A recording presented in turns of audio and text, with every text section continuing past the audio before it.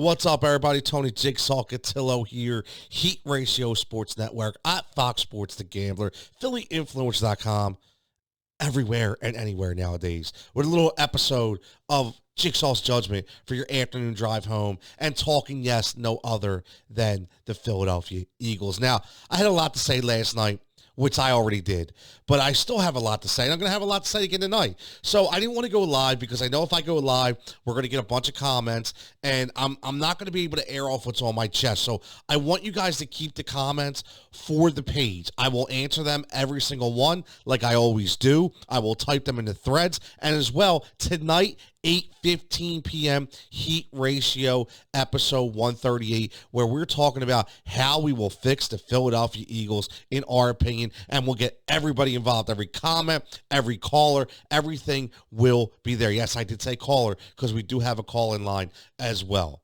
So what I want to say is I'm very confused, and I continue to be confused as every single week of this NFL season goes along.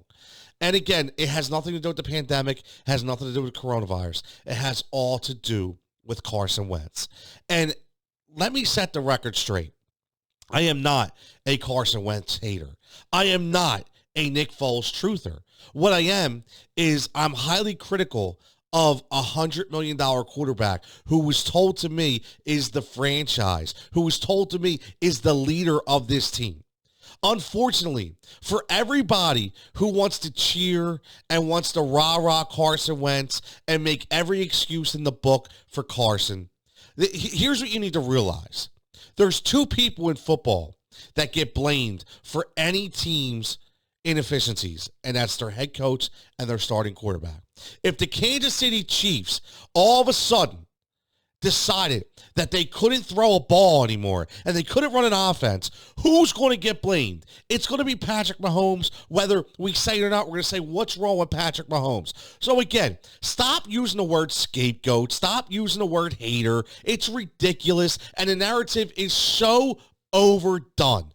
The problem here we have is on so many different tiers. But unfortunately, for you rah-rah cheerleaders, you have to understand that when you pay a guy $100 million, he needs to produce. And everybody is going to be gunning for him. It's the way this business works. So if you can't deal with it, then do me a favor. Just become, a fiction of the franchise that just says, that's okay, I don't need to win, it's okay, no big deal. But here, at the end of the day, this is all about winning. You need to win football games. And when you're starting franchise quarterback, who you paid over $100 million to, okay, and again, I was on board with that. You can go back, and again, this is one thing you have to understand about Jigsaw. For those who are new listeners, for those who don't follow me yet, you will realize, go back, flip up the script, and I will attest to anything I've ever said. And I stay pretty much on point, and my opinions, as much as a lot of people don't like them, they are realistic, and they are genuine. You say what you want, but I do not flip-flop. I'm not a seesaw like 50% of this fan base, and they are. Say what you want, but you can't have one thing or do another. Let's take one thing, little by little here.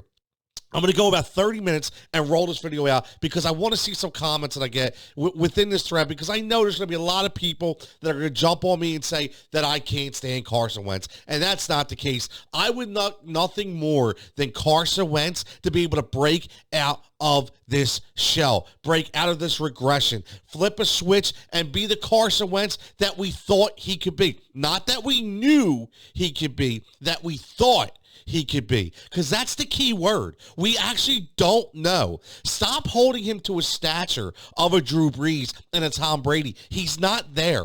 He has, honestly, what has Carson Wentz accomplished in the NFL? Please explain that to me. I know he made a Pro Bowl. I get it. But again, at the end of the day, we have to throw out 2017. We have to stop looking at that, because right now he's a different quarterback. He may never get to that caliber of play ever again. Let's be realistic here. And yes, I get it. He doesn't have all the receivers. I understand. But you can't play that narrative when you tell me that Dallas Goedert is the second coming. He had Dallas Goedert last night. Looked pretty damn good, didn't he? Dallas Goedert, but he still missed him on throws. Okay, you can't tell me that the offensive line was horrendous. Was it bad? Sure. Has it been bad all year? Absolutely. But guess what? Guess what? You still have to find a way. You still have to feel pocket presence. Or I should say, you still have to feel pocket pressure. You have to have pocket presence. You have to have the awareness that you have hot routes and guys in the flat. If you go back and you look at that, and again, I don't play quarterback. I get it. And it's very easy for me to sit here and judge and say, I would do this in that moment. I'll be honest with you. I'll admit that. But guess what? It's like all of us. We're all watching the same thing. So if you go back and you look at the film and you understand that on a lot of those plays, he had receivers that were open. Alshon Jeffrey, whether we like him or not, the dude was open. He was open. As much as Louis Riddick had, everybody's champagning Louis Riddick now. Oh, he exposed this, he exposed that. Actually, he didn't really expose anything. He let us know everything we already understood. We understand we had bad drafts. We understand we signed bad players. We get that. But again, I am not saying this is all on Carson Wentz. But what I'm saying, though, is you wasted a second-round pick on a guy that you're not using, is what I'm saying. You say whatever you want. I will argue with anybody, but you do not draft a guy in the second round to be a backup quarterback. You draft him to either be a starting quarterback or a very integral part of your offense. And he is neither right now, okay? And we have to figure out why. Okay, for everybody who says Jalen Hurts is not ready, and again, I will not go against anybody that is a credible journalist like a guy named Ray Didinger who says Jalen Hurts is not ready. With all due respect to Ray, I understand that. I heard Donovan McNabb wasn't ready. Right, we heard that all before. We heard Carson Wentz wasn't ready, but he had to be, right? He had to be. So at the end of the day, when you think about it, it's the same kind of scenario. All I want is to find out once and for all what the issue is. Because here's my thing. If Jalen Hurts would come into the game and give Carson a break for even a game, tell Carson, sit down. Just take a break. Take a mental break. Maybe he is trying to do too much. I don't know. Maybe he is completely broken and cannot be fixed. I'm not sure. I don't know if we're to that point yet, but we're directing closer and closer to that every single week. Okay? And I understand the play calling is atrocious at times, but is it really? Is it really? If guys are open and the plays are there, is it really play calling? Now again, when we talk about running the ball, yes, 100%. I agree with everybody. With the amount of times they ran the ball was absolutely ridiculous. Miles Sanders, 6 carries. Are you kidding me? That's a joke. That's absolutely insane. It's asinine. It's ridiculous. And again, whoever follows me understands I am not a Doug Peterson guy. I am not a guy to stick up for Doug Peterson. I'm not a Howie Roseman guy. What I'm telling you is I'm watching a quarterback who is scared. I'm watching a quarterback who is skittish. I'm watching a quarterback who can't read a defense. I'm watching a quarterback who is not the same guy. And again, what is wrong with trying to understand why? What is wrong with saying, yes, does he have the amount of receivers and talent around him? Okay, yes. Does he have a bad offensive line? Yes. Does he have bad play calling? I understand that, but why are we not allowed to say, yes, Carson has played poorly? Why can we not say that Carson has not given us the best opportunity to win football games?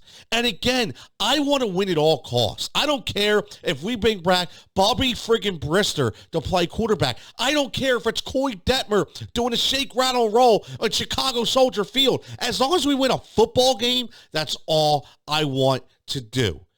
And again, if that means making Carson Wentz take a seat, if that means getting rid of Doug Peterson, if that means getting rid of Howie Roseman, if that means scraping this thing to the bottom and rebuilding it from the bottom to the top, I am all in, because at the end of the day, I want to win football games. And right now, we have to all agree on one thing. Whether we think it's Carson, whether we think it's Doug, whether we think it's Howie, one thing's for sure, we are an embarrassment.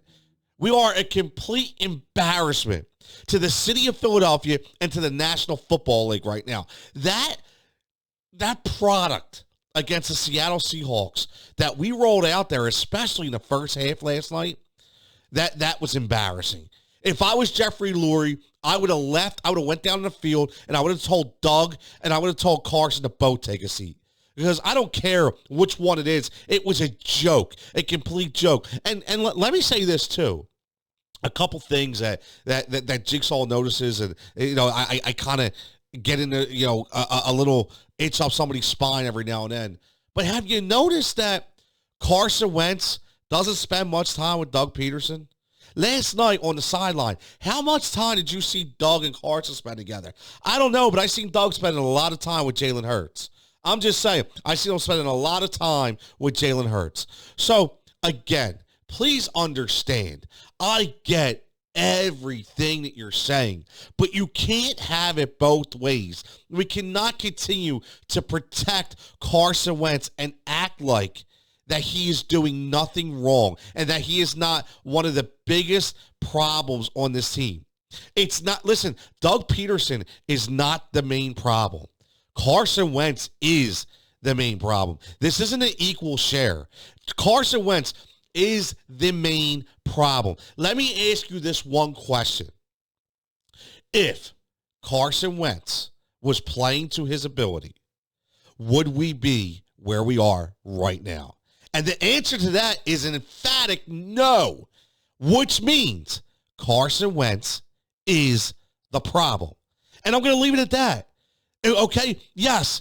Does Doug have a hand in it? Absolutely. Does Howie have a hand in it? Absolutely. Does Jeffrey Lurie have a hand in it? Absolutely. Everybody has to be held accountable. But I'm telling you right now, the main problem at this point on this team is Carson Wentz. Only because you have to take everything into consideration, right? Everything. Okay? Because it goes about a business and it goes about a product on the field. It's as simple as that. He's the biggest problem because of what he's being paid. He's the biggest problem because he has regressed. He's the biggest problem because he cannot help us win football games. He's the biggest problem because he cannot hide our deficiencies. He is inadequate to do his job right now. And unfortunately, whether you're an employee of a small business or a large corporation, whether you pay somebody X amount of dollars, if they're not producing and they're hurting your product, you need to make a change. Am I right or am I wrong? So I'm going to end on that. So please, again, I only want to go a little bit here. I didn't want to get the live comments going. I figured let me go 10 to 15 minutes to explain why I think the way I do. Explain my reasoning on this whole Carson Wentz dilemma. And again, we will be taking every comment to heart. We will be taking every comment on the air tonight, 8:15 p.m. Heat Ratio Sports live here on YouTube, live on Periscope, live on Twitter, live on Facebook. But again, please understand, Tony Jigsaw Cutillo is not a Carson Wentz hater. What he is he is a realistic person that sees an inadequate product on the field that is being led by an inadequate player. It's as simple as that. Now, can he be fixed?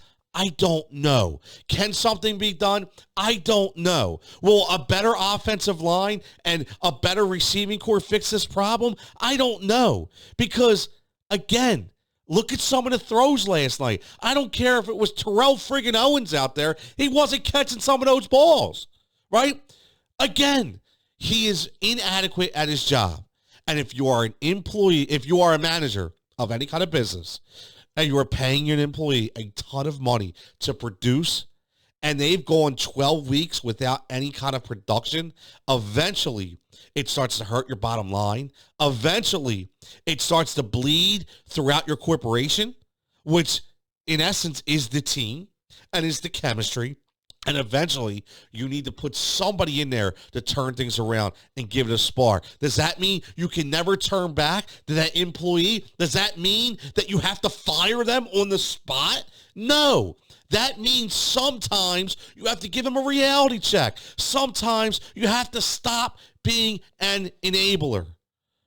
At the end of the day, what you need to do is you have to be one with yourself and say, I need to fix this, and I need to, or I should say, wait a minute. I say, I need to try to fix this and be honest and say, here's the steps.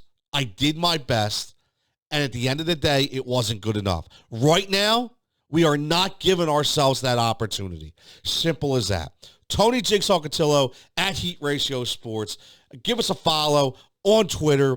Again, at Fox Sports The Gambler. You know, I'll be on today, Final Judgment, again at 3:50, 4:30. Do all the fancy work for The Gambler, Heat Ratio Sports, PhillyInfluence.com. This is Jigsaw's Judgment. Again, I'll see you in the threads, and I'll catch you tonight.